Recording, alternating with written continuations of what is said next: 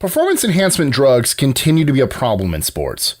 With heated competition on all sides and immense pressure from coaches, parents, and fans, athletes turn to drugs to reach the top in competitions. In turn, government and sporting agencies go to great lengths to stop doping. Still, despite anti-doping rules, random testing, and devastating consequences for the athletes, some athletes are still taking the enormous risk to reach the gold. The problem doesn't seem to have a solution either. As anti-doping testers become more stringent, athletes still find ways to beat their tests. Hence why we keep seeing more and more athletes getting caught. I'm Mike with List 25, and here are 25 true facts about athletes and performance-enhancing drugs.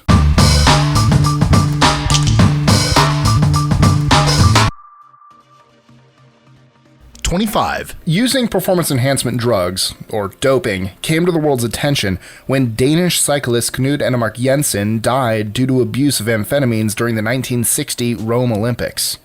24. The drugs athletes use typically fall into two categories: anabolics and stimulants. Many athletes use a cocktail of the two, or will look to other kinds of drugs. 23.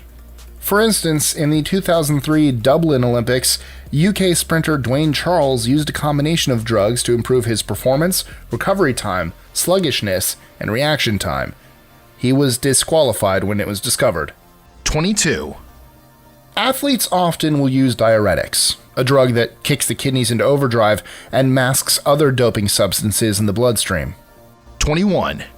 If an athlete tests positive for drugs, they're usually stripped of all their accolades. A prime example is Ben Plucknett, who broke 2 world records in discus throw, but was stripped of those records when found positive for drugs. 20. Athletes that take performance enhancement drugs don't usually take small amounts, but rather amounts much higher than recommended. This puts them in significant health risk. 19. While the risks haven't been well studied, side effects of doping for men include prominent breasts, shrunken testicles, enlarged prostate, and infertility, among other complications. 18. Women athletes taking drugs might experience a deeper voice, increased body hair, baldness, and infrequent or absent periods. 17. The other risks for all athletes include high cholesterol, liver abnormalities, heart problems, drug addiction, and psychiatric disorders. 16. But wait, there's more. A health study of German athletes that took anabolic steroids found that 25% of them developed a form of cancer. 15. Professional athletes aren't the only ones abusing drugs. It's a systemic problem for all athletes, including high school and college-age students. For instance, a study found that 0.7 to 6.6% of high school students used anabolic steroids in 1 year. 14. Just to drop a little more knowledge about teens, 44% of teen athletes have reported it's very easy for them to obtain steroids without a prescription. 13.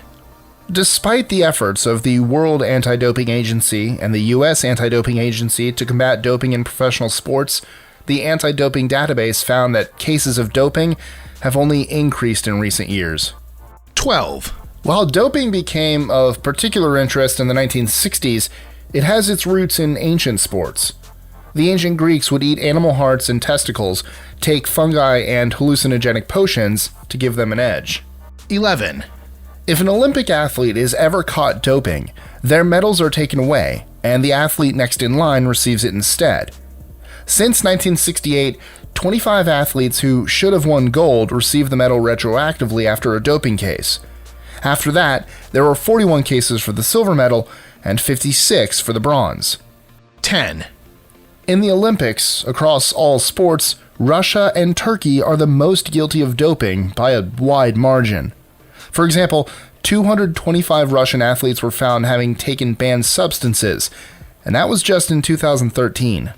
9.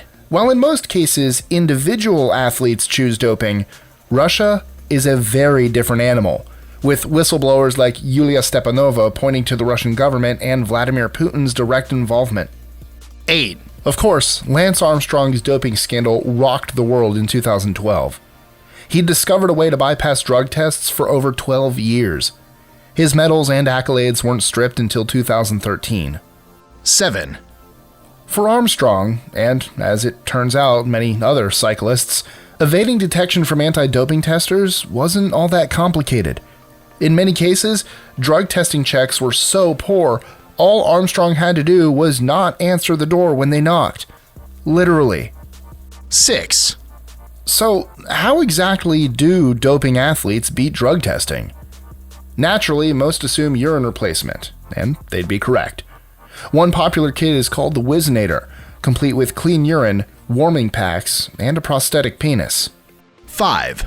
Other athletes didn't have to take such extreme measures. One Tour de France cyclist claimed all he did was use a few grains of hand soap to beat a test for the banned drug EPO. 4. Testing for EPO, however, has become much more stringent. To get around it, some athletes turn to blood transfusions, or blood doping, to enhance performance. Athletes will either donate their own blood and use it before competition, or use the blood of another athlete. Transfusions increase the blood's oxygen carrying capacity. 3. In the 2014 Sochi Olympics, Russian officials often interfered with the drug tests, not signing contracts until the last minute, and not making payments, which made it difficult to find anyone to do the tests. They would also question the testers' credibility and threaten to throw them out of the country. 2. Because performance-enhancing drugs like EPO are so popular, many companies in China, India, and Cuba make copycat versions with slight molecular changes to beat the drug testing fingerprint. Drug testers struggle to keep up with the latest version, giving athletes an edge to beat the tests. 1. Athletes have gone as far as getting drug tattoos to get the gold.